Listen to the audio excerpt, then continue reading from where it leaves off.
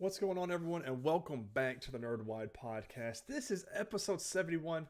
I'm your host, Tyler Haynes, with my good friend and co-host, Mr. Chris Rivers. Now, Chris, it's been 2 weeks since we've recorded, a week and a half-ish. How are you, sir, and how have you been? I'm doing pretty good, man. How you been doing? Excellent. We took the last weekend off for our 5-year anniversary with my wife. Went down to Nashville, hung out there for 4 days, kid-free. I recommend it to do that every now and again.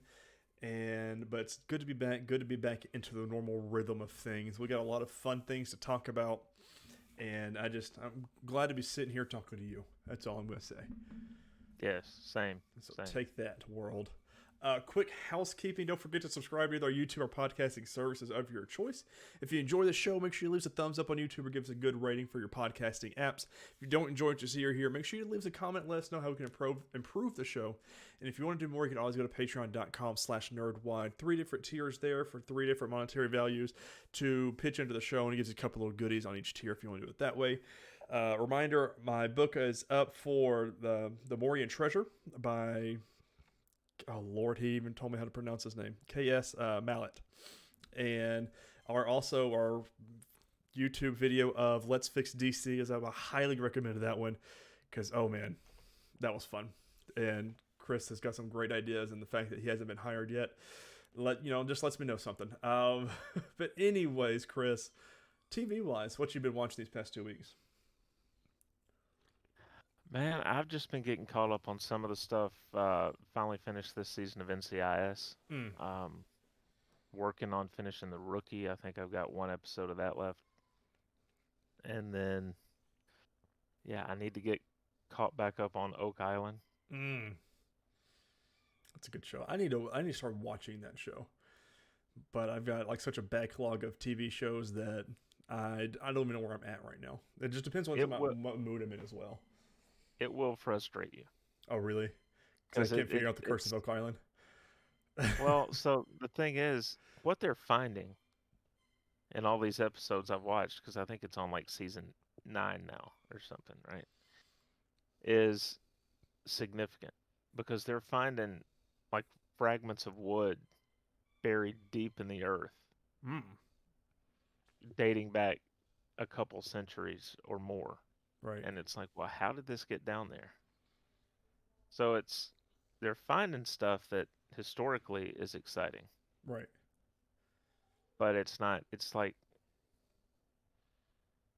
they keep finding like little chunks of wood, a little coin. Mm-hmm. Everyone's waiting on the big reveal of the treasure. If they found it or not. And yeah, Oh, and see, it's like, that stuff like that, I would love to do and watch, but I don't know if 9 seasons of it I could. Because I think you're right. I'd probably get really frustrated at it because I'm yeah, like, yeah, we got to get to the point here. yeah, This money's got yeah, to be going somewhere. Okay. yeah, Um, exactly. So what have I, you been watching? I have watched quite a few things these past 2 weeks. This is a series finale. Happened this past week.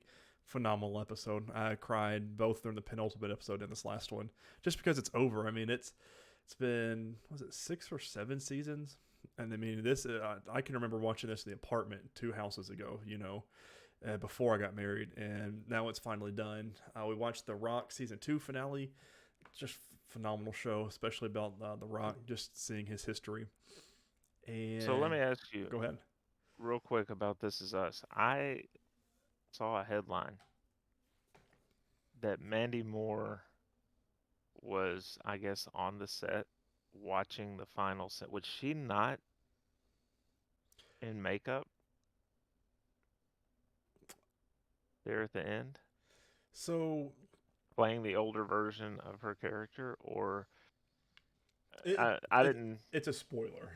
So I can enter it later or off air because it just happened this past week, 2 weeks rather. But it's a spoiler of why Okay.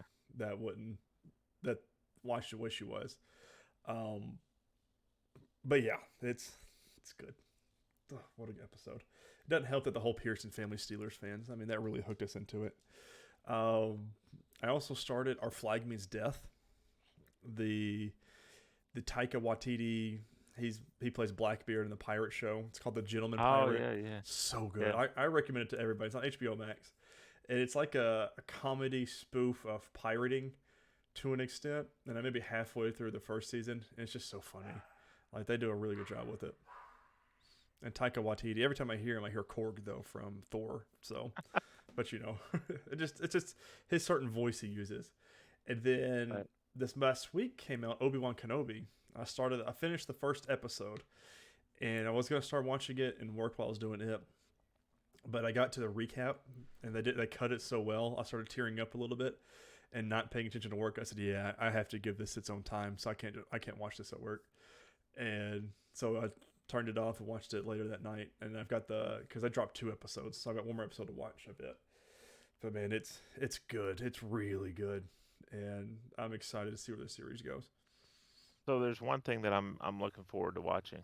Um, outside of our show that's coming back, and outside of the news show that we're going to talk about. I saw this today actually. I don't know how it kind of escaped my radar.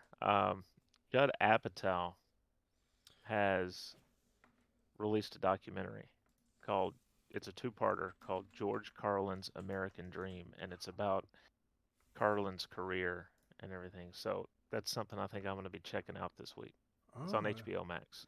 it says it was Carlin. Was I'm trying to because yeah, it just dropped because I'm seeing Hmm. everything on here. Chronicles of Life and Work with a legendary comedian. That would be a good one. Judd Apatow. Yeah, What a guy. yeah. Man, that sounds like a good one. I'm gonna put that on my list somewhere so I can put it on my backlog so I can hit it whenever I get to it. God, I'm so far behind on everything. Oh no, I logged in to watch our movie for this week, and there on the screen was the Val documentary about Val Oh, Kilmer, and yeah. I was like, I still I haven't forgot gotten about around to it. that one. We're gonna have to make it a point one week Yeah. to watch that because that's Hmm. something I really do want to watch. Mm. Speak with Top Gun Maverick. I don't even know if I don't think he was in it, right? Because he. Yeah, he's in it. Oh, he's in it. Oh, see, that's another movie I've heard nothing but great things about. Like all the people that He, I follow are like, this is the best movie that's ever been made. from what I read about it, he doesn't talk in the movie Mm. except for a little bit, and because he's using a voice box now Yeah, because it was throat cancer, and so he talks a little bit, but yeah, but very very nothing little. crazy. Yeah, Well, it's like you can't do a movie without him, and right. so.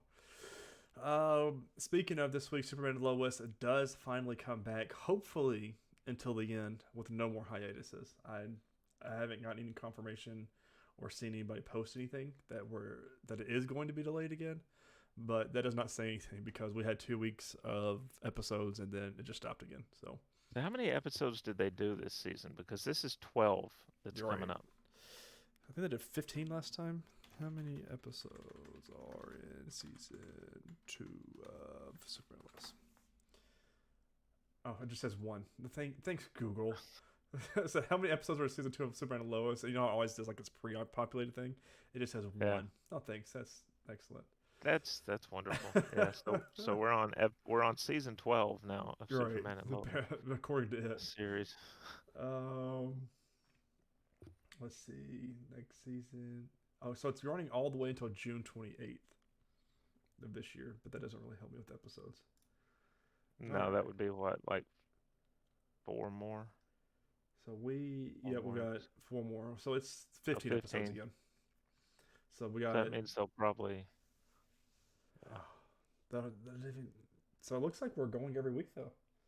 they'll give us 2 episodes, then they'll take an unplanned 3-week hiatus, and So we've got this week will be Lies That Bind. Next week is All Is Lost. Then World War, Bizarre, and then Waiting for Superman.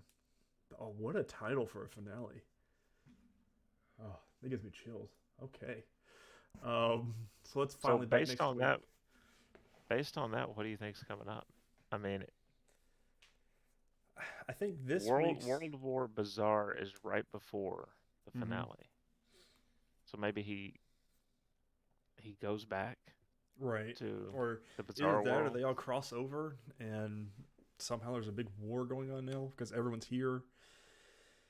and maybe she turns Superman temporarily, mm, and they're waiting on the real him to come back.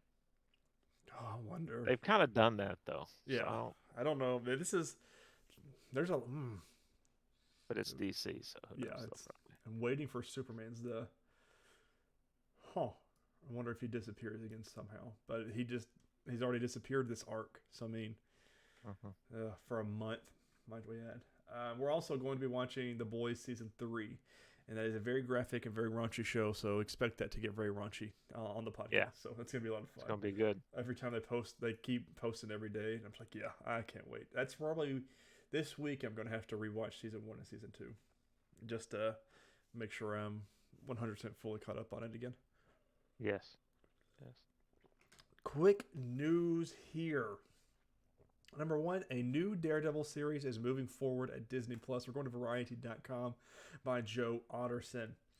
A new Daredevil series is moving forward at Disney Plus, with Variety having exclusively learned from sources that Matt Corman and Chris Ord are attached to write and executive produce.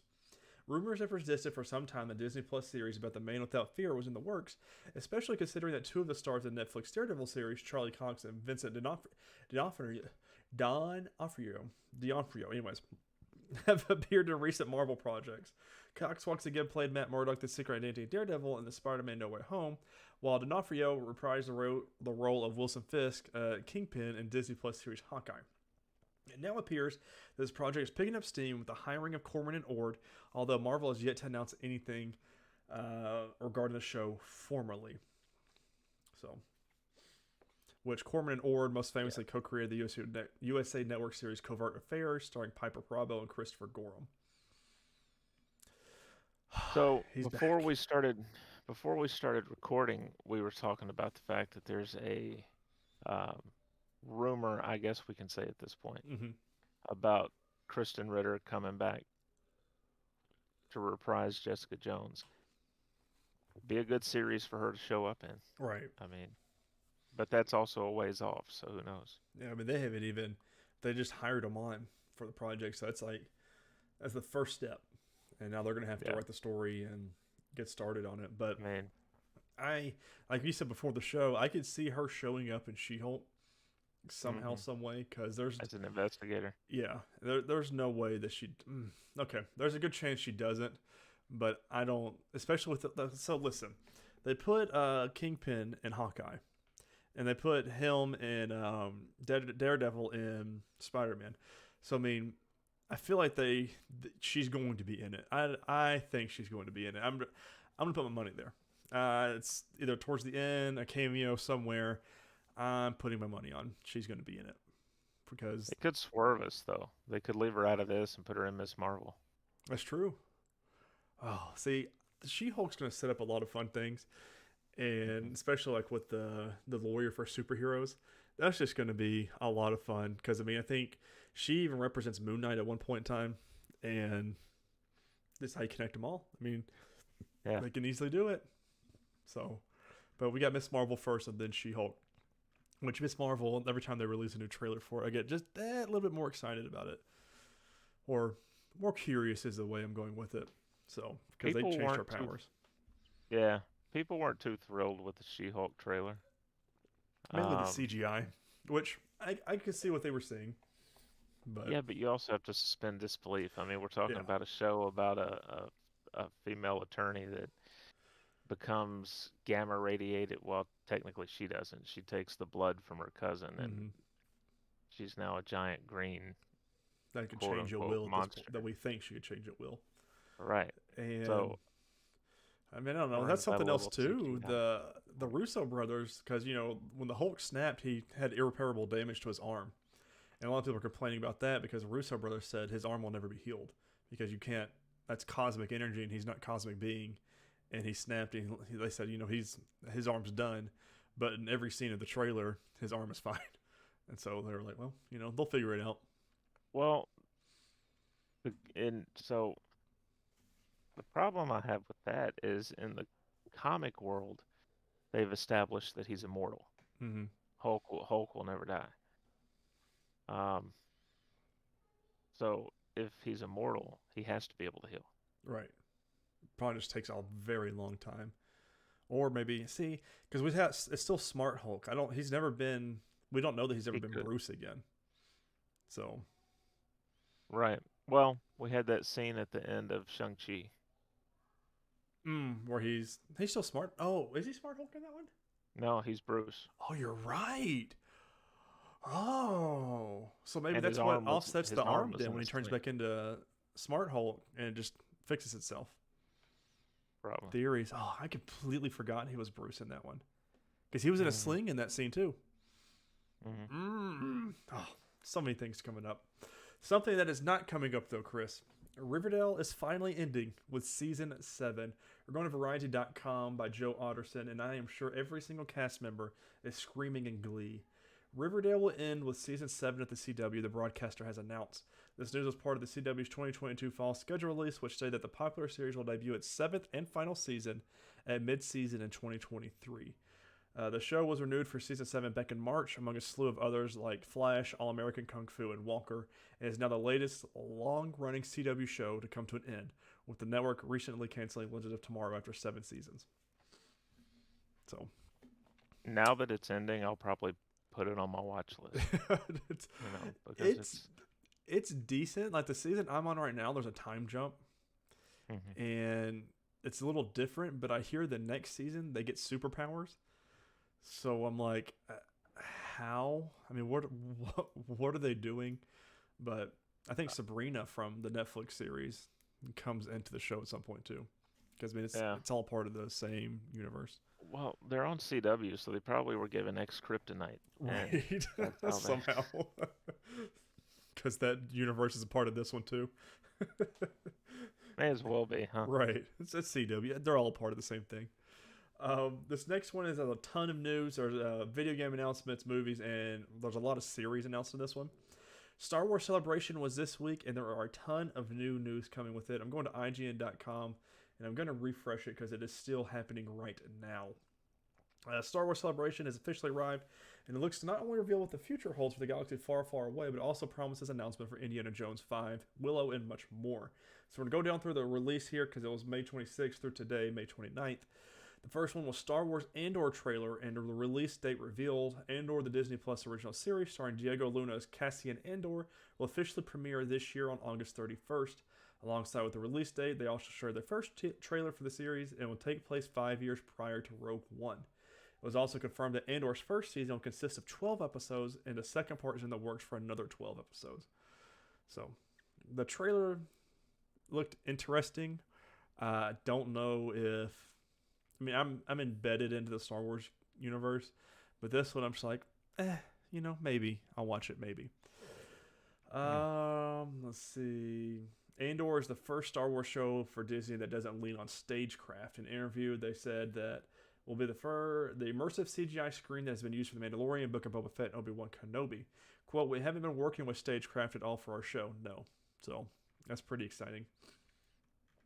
All right, and then this big one I was so excited about that was rumored to come out this year, that is not in fact coming out this year, is Star Wars Jedi Survivor was announced. The first trailer and gave us a release date of 2023. And man, Cameron Monaghan looks so good in this game. And the trailer is like an hour and a half, I'm not an hour and a half, a minute and a half, and it looks wonderful. And I cannot wait to play it. It'd be cool if it was an hour and a half. Yeah, right. Just go ahead and give me the game at that point. Ahsoka first look teases Star Wars Rebels Ezra, Sabine, Hera, and Chopper. Star Wars Skeleton Crew officially announced for 2023 with Jude Law. Disney has officially announced Star Wars Skeleton Crew, a new Disney Plus original series that will launch in 2023 and star Jude Law. Created by Spider-Man No Way Home's John Watts and Christopher Ford, Star Wars Skeleton Crew will follow a group of 10-year-old kids from a small planet who get lost in a galaxy far, far away and must try to find their way home. The story will take place after Return of the Jedi and will fit within the timeline of The Mandalorian and Ahsoka. So that's pretty cool. Mandalorian Season 3 is officially coming 2023. And it's going to have conflict with Bo-Katan.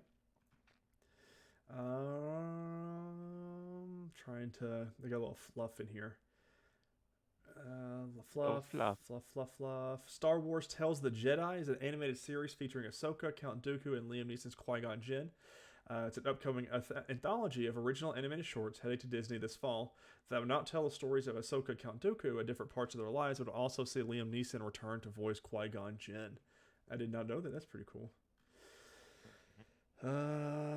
Indiana Jones 5. First image revealed at Star Wars Celebration. Harrison Ford stopped by Star Wars Celebration to share the first image of Indiana Jones 5. Unfortunately, there was no trailer or further story details. Let's see. Anything good? Anything good? That might be. I think that, yeah, that's all. Nothing. I mean, that's a lot of. The big thing for me there was obviously the video game, and it was heavily rumored to be coming out this year. Unfortunately, that is not the case, but it's starting out 2023 is going to be the best year for video games if everything still comes out like they say it is. So, and I can't wait. Right. It's going to be what little was seen of the game, because Alana Pierce did a reaction on her channel. It looks good. It really does. I can't wait, man. There's obviously it takes place 5 years after the first game. So everyone's saying Obi-Wan Kenobi because Obi-Wan Kenobi takes place 10 years after Executive Order 66, which 5 years after that is when Jedi Fallen Order took place. And so this one's supposed to take place 5 years after, so which puts Cal Kestis now where Obi-Wan is in the show. So everyone's hoping for a somewhat of a crossover, which would be phenomenal, and that's something Cameron Monaghan would do. So I wonder if Jon Favreau pulled that off. So we will see. Maybe. I really want to see Cal Kestis in more than just the game because Cameron Monaghan's a phenomenal actor, and I love the character of Cal Kestis. So much so that I think I'm going to, starting this week again, replay Fallen Order. It's just a good game. That's so much fun. This time on the on the Xbox, so I can 100% it there. New releases this week, Tuesday, May 31st, the Tom Swift show on the CW. It comes out. I'm excited to watch it. I will watch it and see if it gets the first 2 episode approval for me. If I can catch on to it, then I'll keep watching it. If not, then I'll just get kicked to the curb like Naomi did, which I guess nobody else liked it because it got canceled as well. Friday, June 3rd, of course, is The Boys on Prime Video Season 3. And, that's going to be an explosive fun, and I can't wait. So, that's it for TV shows, though. Bow-bow. Bow-bow. All right, on to film. On to film. On to film. Throw it to film. Did you watch anything else this week? I did. So, you did. I watched Jackass 4.5. Watched it Friday night. Finally got around to it. Well, it just came out 2 Fridays ago, so we're still on our hiatus. But I watched it. I love the 0.5 of the Jackasses because it's more of a behind the scenes plus extra skits that weren't in the film.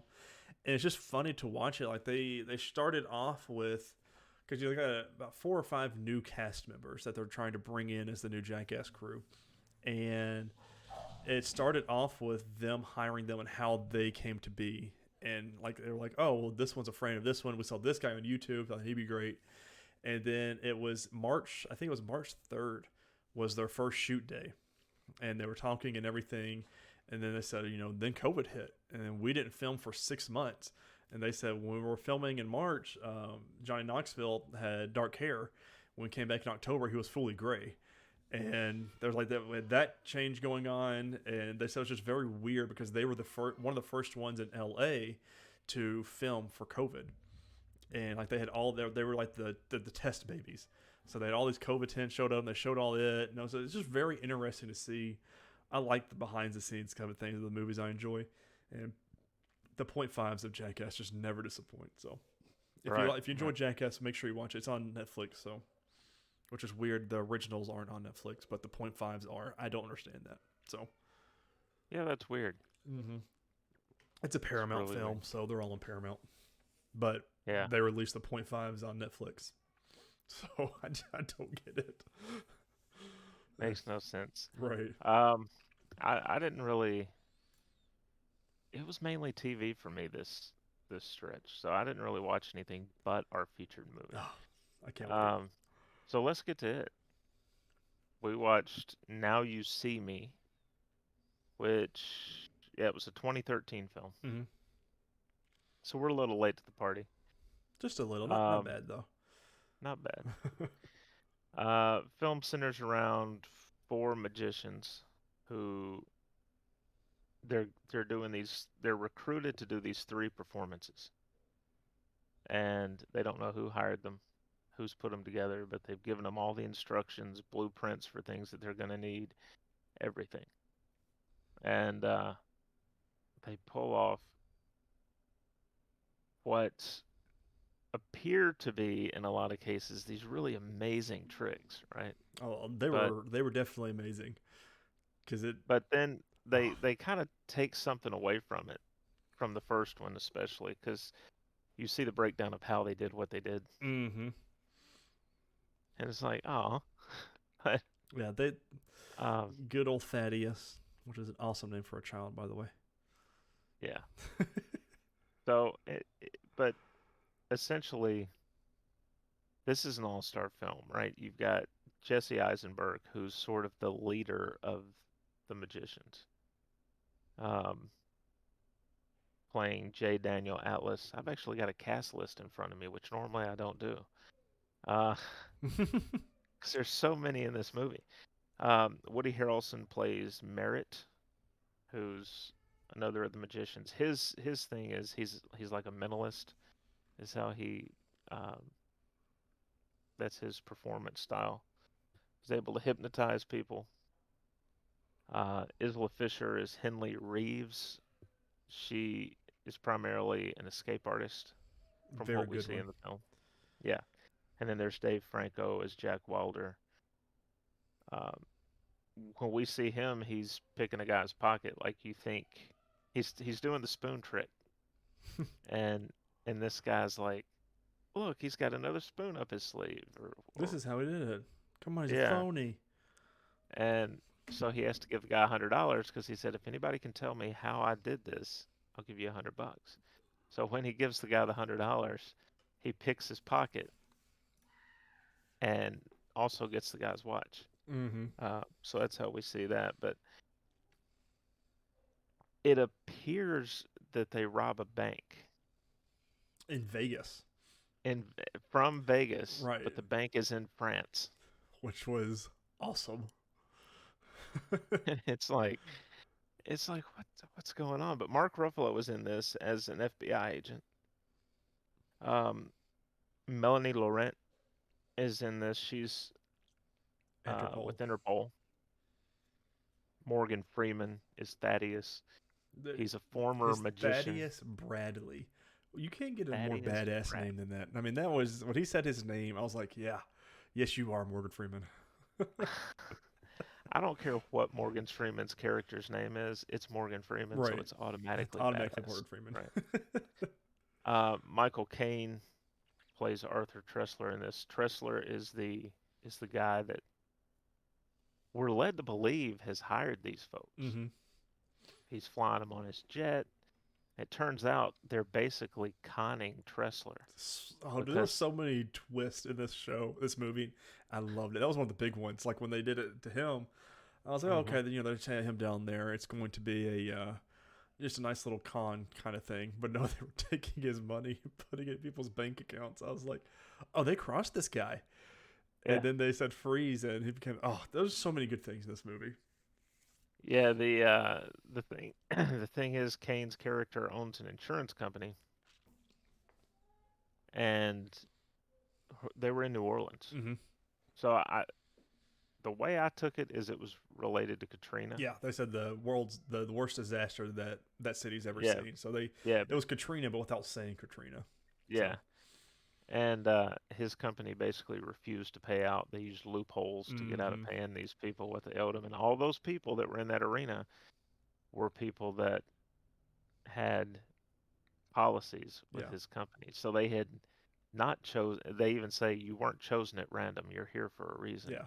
And this is what the reason is. Genius.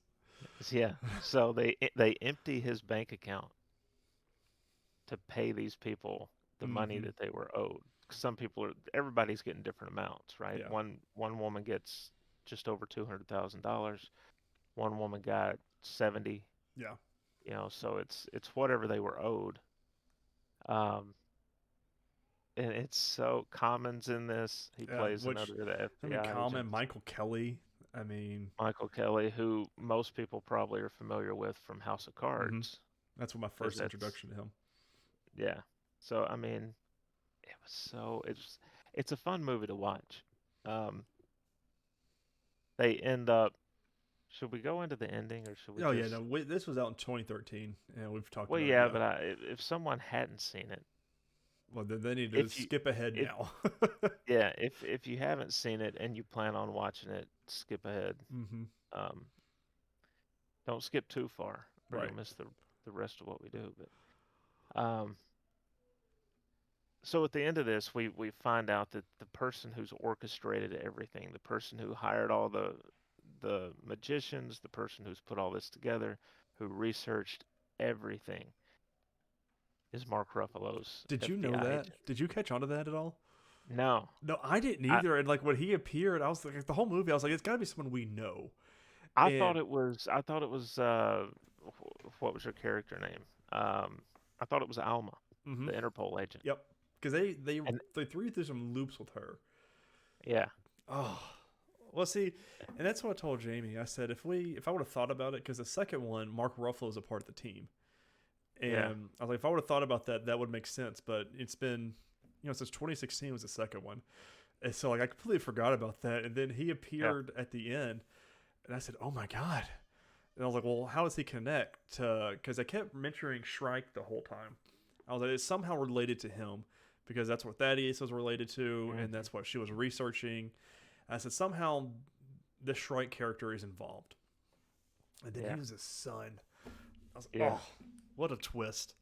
And had been planning this since his father's death And he was an FBI agent because just to do this. hmm Oh, yeah, and he even goes into the point of because one of the wasn't it Tressler, he owns the insurance company, but didn't he also own the steel company? yeah, that's why how he was connected because Yeah, they made the because safes originally, and they cut corners or something, and that's how. they used cheap steel, Yeah. and when his father's his father was Ruffalo's character's father was locked in a safe because he was a magician, Mm-hmm.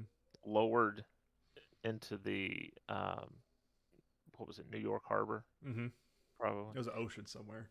and he's dropped down into the water and he's supposed to be able to get out, but because of the cheap steel, the steel warped when it hit the ocean bottom, Mm-hmm. and he couldn't escape. Oh, So he dies, and from that day forward, his character's plotting all of what is this. because Just every this, every person or everything was connected to it somehow. Like the yeah, French bank had something to do with it, and then so did the other company, the safe company, because they built weird as a weird lock or something. It was like everything was connected to his father's death, and like so methodically and planned out. This kid's been doing it since I think he died when he was 10, yeah, and like it was so convincing though because he played the FBI agent to a T, and I'm very frustrated, didn't believe in magic, all this other stuff, and got conned the whole way. And I was like, and then twisted us, and he didn't con. He was conning the rest of the world and even the magicians. And I was like, all right, this is blowing my mind. So I'm very curious to see what they do for the second movie, nonetheless. yeah, yeah. Because we haven't seen that one at all either. I love the interrogation scene when Mm. you've got Atlas played by Eisenberg, and he jumps up out of his chair, and suddenly the cuffs are on Hmm. Ruffalo's agent, Yeah, he just and it's does like, this little motion, and it slams onto him. And like uh-huh. even that scene, like he took the phone and switched out, put the thing in there, and dropped his phone back on there. He put the bug in. I was like, God, these guys are like, Well, what being a magician is probably be an awesome thing to do. in the process of the cuff switching, he somehow gets the key, Right. which he drops in the soft drink. Yeah, which was still closed. And I'm like, how? I don't understand how the magicians are weird, man. They're I wish I was born with that talent. Not anywhere close. But it's definitely a fun movie. I gave it 3.5 stars Mm. on Letterboxd. I had Um, I had 4.5 personally. I love this yeah, movie. I love magic and things like that, yeah, just because I've never yeah. been privy to it. But like, I really liked Woody Harrelson's character, McKinney. Like the way Yeah. he was able to, they say he deduced things, but he also hypnotized everybody, Hmm. and that was just fun. And then like with Morgan Freeman's role as Thaddeus, which he got scammed or something by Shrike. No, he got shunned out of the magician world and decided to say, I'm going to use my talents to debunk everybody and show the world how these tricks are done. And that was part of Shrike being dead too, or somehow down the road it was Shrike I think being he dead. trained under him. Yeah, and then so he goes and records all these magician shows and debunks them all, and that was his whole role in the movie, was debunking Hmm. the Four Horsemen, which is a badass name and a badass logo they had too. And so like they're like, oh, there's four horsemen of death, so who's the fifth? Well, there's five horsemen of death, so who's the fifth one? And no one could figure out who it was, but it was the FBI agent the whole time. Yeah. Oh, what a scene, what a movie. I love the way that we meet Harrelson's character. Yeah, He's at a he's little he's casino, not a casino, but like he's a doing parties. yeah, but he's hypnotized this lady, and while he has her hypnotized, he starts on her husband, and he deduces that her husband, when he went on a business trip, what he claimed was a business trip, he had actually gone away with his wife's sister Mm-hmm. for a fling. The wife is still hypnotized, Right, she's so asleep. he basically blackmails the husband. And what was it, like $250 that he takes out of his wallet? Yeah, he said, And however much you got. while he's got him hypnotized, right? He's like, whenever you see her sister, you're gonna think of me naked, Right, or and hear trust her me. her name, anything. Yeah, It was great. And the actor that played the guy, I forget, Douglas M. Griffin was his guy. The hypnotized man is all he is on IMDb. But like you could tell when he saw him, whenever he looked at Woody Harrelson when he came out of the hypnotizing trance, you could tell he was thinking of him naked because his face was disgusted. I was like, oh, this is so good. Oh, that was really well done. and of course, Isla Fisher, we meet her at first doing the escape trick in the tank of water. Which I thought went wrong, by the way. Yeah, So, because they had the red of the blood, I was like, oh, okay, so this one's not painting out well. And then she's in the right. back. And I was like, okay, Yeah. classic Well, misdirection. and I mentioned to you pre-show that I had read something that it pops up occasionally on like Facebook and stuff, that one of the run-throughs of that scene did go wrong. She apparently the chain got stuck when she was supposed to be able to, there's a point where she pops the chain loose Mm-hmm. and comes up to the surface right before the piranhas drop. And apparently it really got stuck and she almost drowned because everybody thought she was still acting. Yeah, and like I googled it. This is on LAD Bible by Jess Hardman. They did an interview with her. She said, I was in a tank of water. My character was submerged in a tank and piranhas were dropped on her head. And whilst in there, we shot it over 3.5 days. Even though I had a quick release magnetic thing on my handcuffs, the chain went between my ankles and my wrist and was not able to be broken. And it got stuck underneath the slat and I was trapped. I was very scared. I was banging, saying, set me free, but everyone just thought I was doing fabulous acting. They thought I was being Meryl Streep in the tank. Actually, I was really drowning. All I was thinking was about me on the autopsy table, bloated with a swimming costume and heels, and how humiliating that would be. She said she continued, they had walked through all the safety protocols. There was a quick release switch that could have emptied the tank in over 70 seconds. They had all these procedures set up, but I realized we'd forgotten one basic thing, which is that you need a safety word or safety signal when things are going wrong. Yeah, Yeah. definitely, So, definitely. Um, but check it out if you haven't seen it yet. It's definitely worth a watch. If you have seen it, especially if you saw it when it came out, watch it again. It's on Amazon. The only thing I didn't like about watching it on Amazon, I guess they have some sort of deal where when I watched it, it said it was ad free with Freevee. mm-hmm. I don't have Freevee, so every so often it seemed like at the most dramatic parts of the movie, Oh, a you. commercial would That's cut what in. we saw that, and I said, I'm just gonna rent it. It was $2. I was like, I'm just gonna rent this because now I want it. Now I want to own the movie. So Yeah. All right, next week we're gonna watch Now You See Me Too. yeah, good choice. I'm So excited. That was actually a Jamie recommendation. She goes, "Can we watch the second one for this next one?" She goes, "You guys have a movie?" I said, "I don't think we have one set up yet." She goes, "Can we do the second one?" I said, "I'll see." So good choice.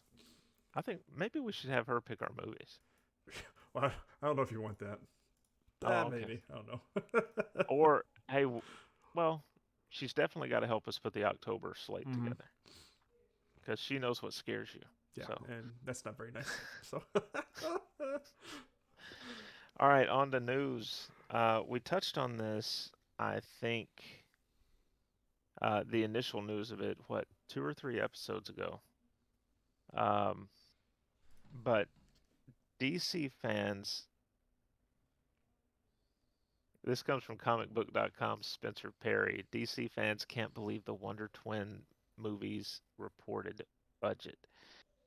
Uh, Earlier today came confirmation the Wonder Twins movie itself, just announced 3 months ago, had officially been scrapped at HBO Max.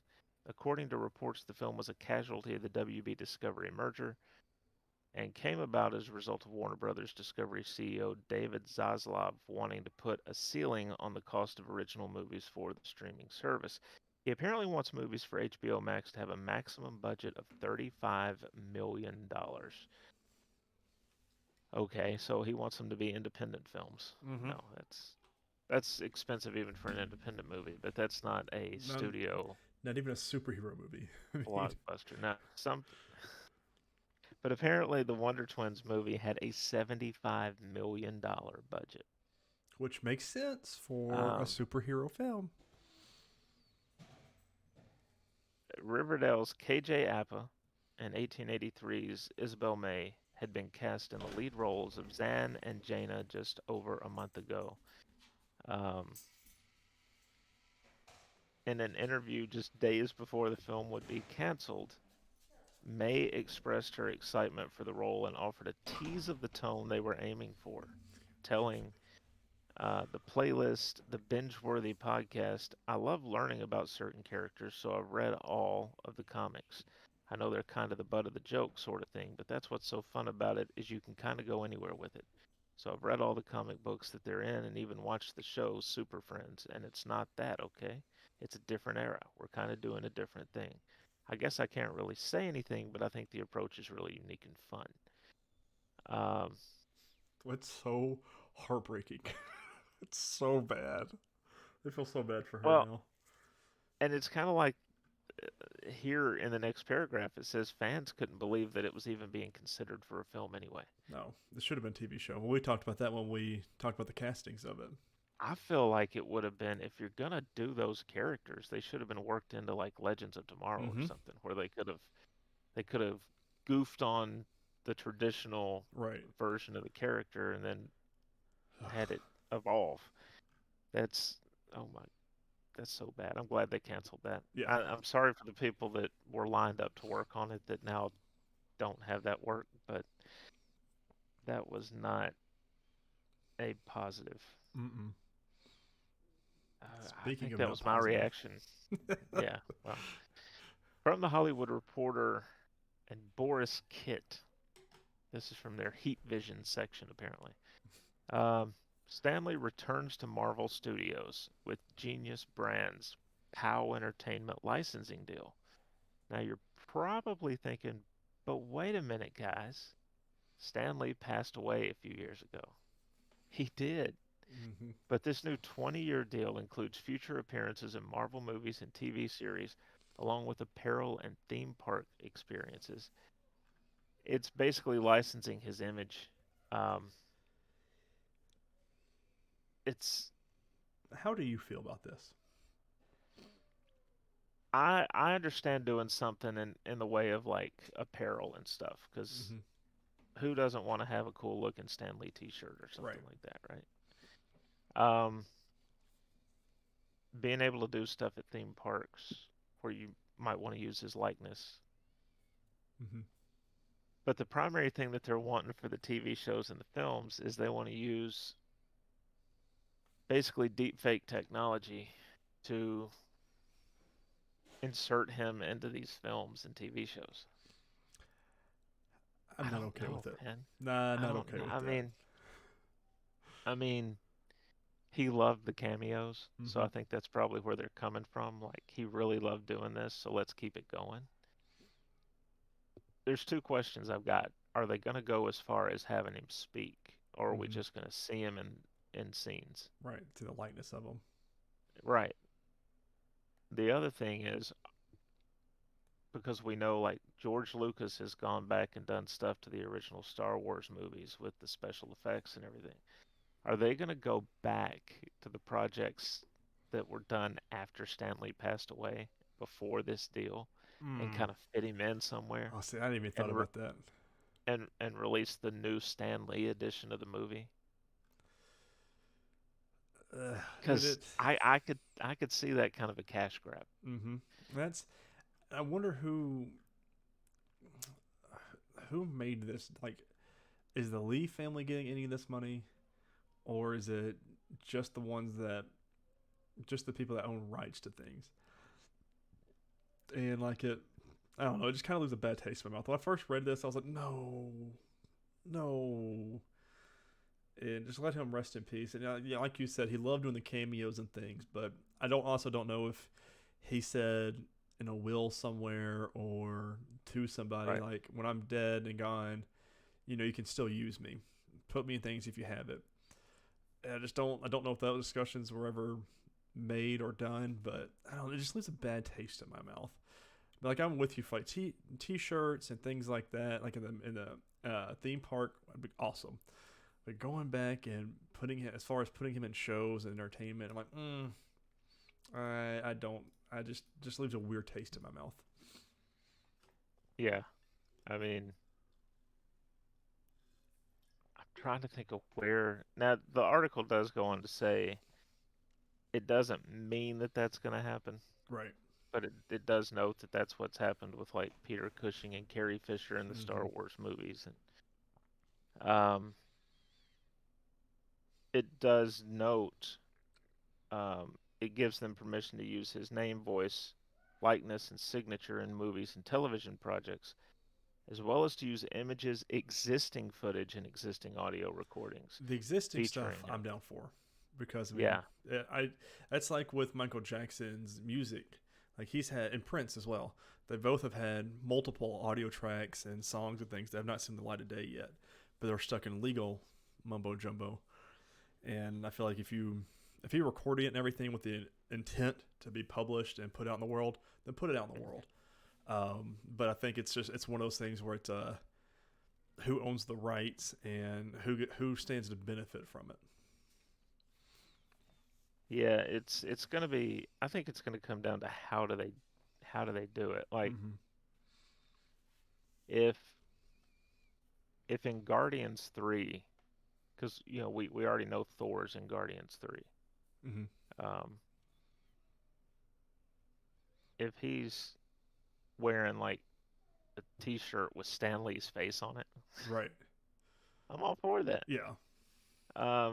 Maybe I might even be all for it if they needed a voice for an AI system or something, and Oh, they that would be used cool. Stan I'd Lee's be down for voice, that. I'd be okay with that. But if he's suddenly like sitting Mm-hmm. in a scene and it's obviously CGI'd, Yeah. I and know. Deep that'd faked be out kind of and yeah, audio recordings. Yeah. No. I'm that'd be okay with kind of that. odd. I'm not okay with that. Rather.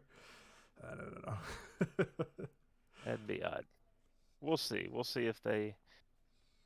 I think a lot of people are going to kind of think of along the lines of what we're thinking, and so I think they'll tread lightly with that. I hope so. Because if not, Yeah. that's real dirty, and I don't like it. I mean, I would expect something along the lines of like you pull out a box of cereal, and it's his face where Yeah. you would normally have like a mascot's face or something like that. That's the kind of thing I'm hoping that they do, just little homages like that. Like, yeah, Right. he's still here. We haven't forgotten him. But Mm. Next up from I've never seen this source So before. neither had I when I was pulling it up, but it's the only one that had the numbers on it. Everyone else was talking about it surpassed it because it's still in theaters. But I'm like, I want numbers. I need numbers to read here. So This is from the Hindustan Times. mhm. I don't know if New okay. Delhi is where it's at somewhere. Okay. Um, and the only byline I see is by HT Entertainment Desk. Yep, that's the one. So I'm gonna assume that they don't do individual Probably not. credits at this news. Okay. Doctor Strange in the Multiverse of Madness overtakes The Batman to become highest grossing film of 2022. Um, let's get to the numbers. Let's see. It says as of Saturday. It doesn't say which Saturday, It was this but week. I'm going to assume it's this most Yesterday. recent Yeah. Saturday. As of Saturday, the Marvel film had earned over $800 million globally. The Batman, which released in March, has a lifetime earnings of 769 million. I So didn't see it's this already one coming. Um, yeah, I expected it to take longer though than yeah. 3 weeks. It says according to the Forbes report, Doctor Strange and the Multiverse of Madness has now earned over 350 million in the U.S. and an additional 465 million overseas, giving it a global gross of 815 million approximately. Trade experts predict the film to complete 950 million globally, but are uncertain if it will reach the billion-dollar mark. Do you think it'll hit a billion? I think it'll hit a billion. Mm-hmm. Um, now, what I'm curious about is, will Top Gun overtake it? Oh, because Because you've got a different crowd going to see Top Gun. I want to see it. I don't know if I will in theaters or not. I'm sure I will. I really wanted to watch The Northman and never got to see it in theaters, which I'm really actually pretty bummed about. But um, yeah, I mean, I don't know. It's with Multiverse of Madness as well. Like they haven't released it in China and places like that because of not China, Saudi Arabia, because of the LGBTQ plus scene, which Mhm. was not even. So, Right. which hurts its $1 billion chance, I think. But man, I don't know. I think I'm curious to see. We should have Top Gun numbers this week. That should already happen, right? No, they won't do it until after tomorrow because it's Memorial Day weekend. Uh, I saw a headline earlier. I didn't get to open the story up Oh, though. okay. That So said it's $151 million they is said what's, it's the biggest movie opening weekend of Tom Cruise's career. which is insane to me. He's had a lot of Yeah. movies. Yeah. Paramount's now calling the 4 day weekend for Top Gun Maverick. I had a deadline by Anthony D'Alessandro at 151 million after a 38 million Saturday, which is technically up 16% from Friday's $32.7 million. So that's a lot of money. Worldwide, it is at 248 million. Again, which is also the best Tom Cruise has ever done. Yeah. Whew. It's gonna be interesting. Mm-hmm. Um, that's for sure. But we'll see. I I want to see it too. I love the original. I need to So go back. I haven't seen the original since I was a kid, and I remember loving it. And I have heard nothing but great things about Maverick, and I'm like, oh, now I've got FOMO, and I really need to go out and see it. So, if you wait much longer though, it'll be out on streaming. So yeah, they'll put it on Paramount Plus, and that's something else I have to go and download and buy. And the streaming industry is really turning into the cable industry at this point. yeah. Well, that's all we have for movie news. No new releases coming out this week. Of Unfortunately, note. I need some Of new movies in my note. life. So, Well, you're gonna get Now You Can See Me too, I or know Now You I'm See really Me. excited about that one. It's gonna be a fun watch. Chris, what do you playing anything this week? This past 2 weeks as well, or are you just hitting Nothing. TV shows up? Uh, no, I mean I've been gaming some, but nothing out of Nothing. the norm. Yeah. Mm. I have been playing Skyrim again. script me. Got this big backlog I need to start playing on. But no, let me go Right? back to the game I've already sunk over 100 hours into and played everything before. So why not? It's just like one of those Isn't comfort that what we games. do? Yeah, it's just that comfort, I guess. But I'm a 10-year-old game, and here I am still playing it. But it's when I'm supposed to be doing other things. It's easy to pause and then do what I'm supposed to be doing, and then come back to. I'm not going to say what it is. And then I've also been playing Destiny 2's new season, Season of the Haunted, and I am not okay with it.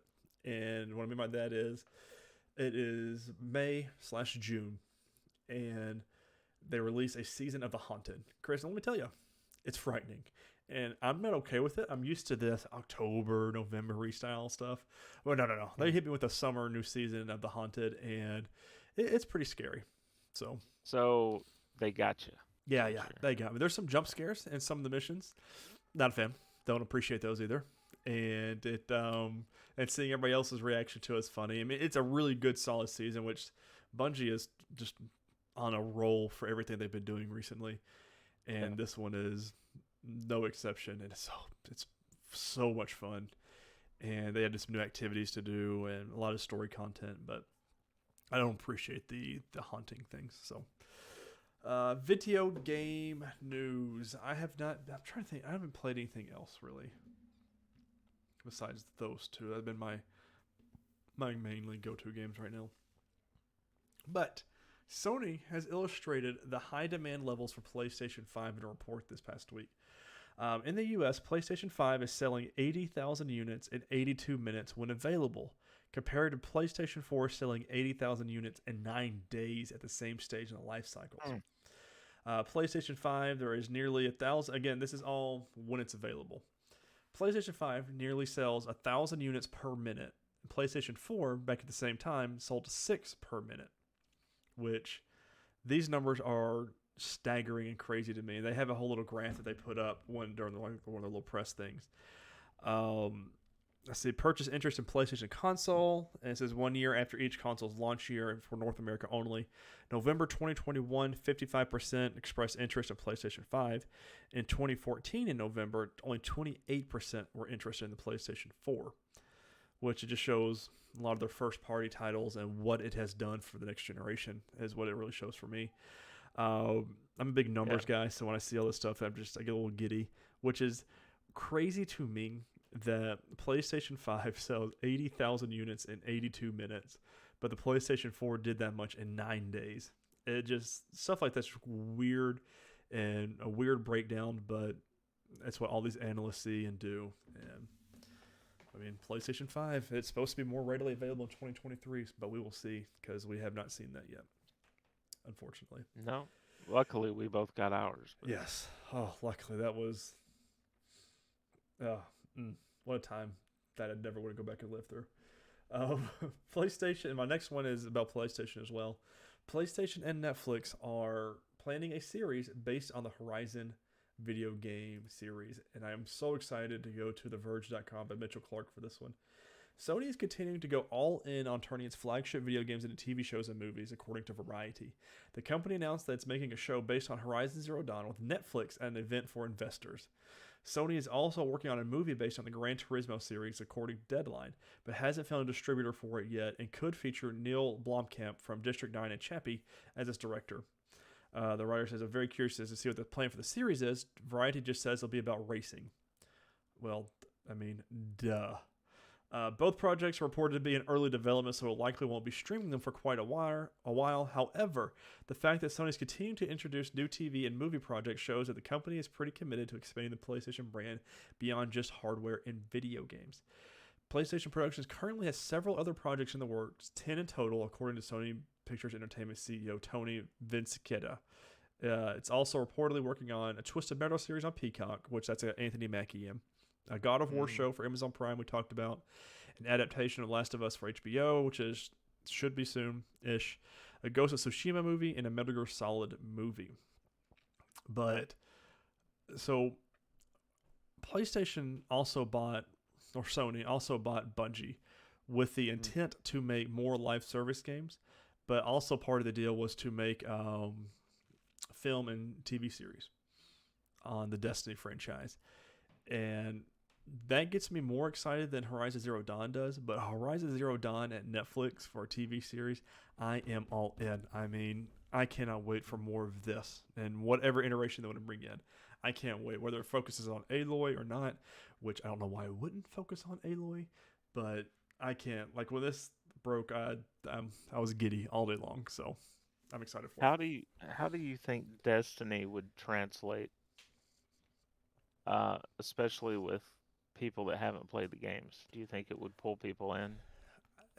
I don't know how they would do it. I don't know if they'd use the voice actors like Zavala, my main commander for the Titans, is God, why am I blanking on his name right now?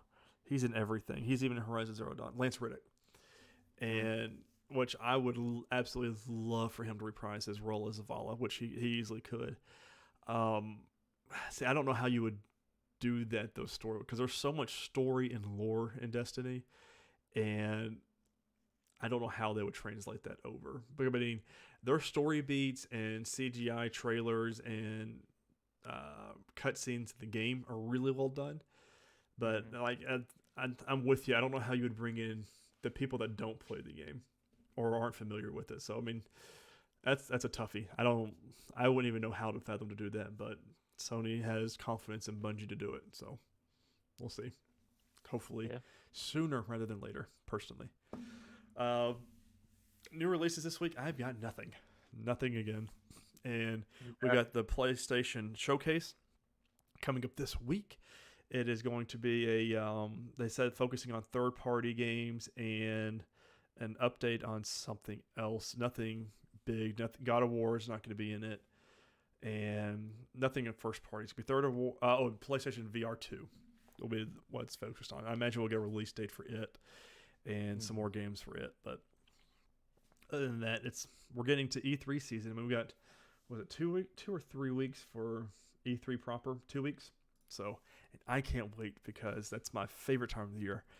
And it's just going to be so exciting because Xbox and Bethesda showcase is what I'm more excited about than anything. So we'll see. But ladies and gentlemen, thank you all for listening and watching this episode of the NerdWide Podcast. Don't forget to subscribe on all your favorite podcasting services and YouTube. Don't forget to share on all your favorite social media platforms. Don't forget to rate and review this podcast on your favorite podcasting apps. On social media, you can follow NerdWide on Twitter at nerd_wide, me at Ty_Haynes, and Chris at MavTN7. On Facebook, search in nerdwide.com. We're the first thing to pop up there, and that's how you get our notifications of when the episodes go live. Again, make sure you watch the Fixing DC little segment we did on our YouTube and listen to it on our podcasting service. Let us know how you would fix the DC, and also go to R.S. Mallett's book review of the Morian Treasure that we did, and make sure you let us know how you enjoyed that as well, and if you want to read that book. But guys, that has been this week's episode of the NerdWide Podcast. Thank you. We cannot wait to see you next week. We got the boys and Superman and Lois coming back finally. It's going to be fun. I can't wait. Yeah. Later, guys.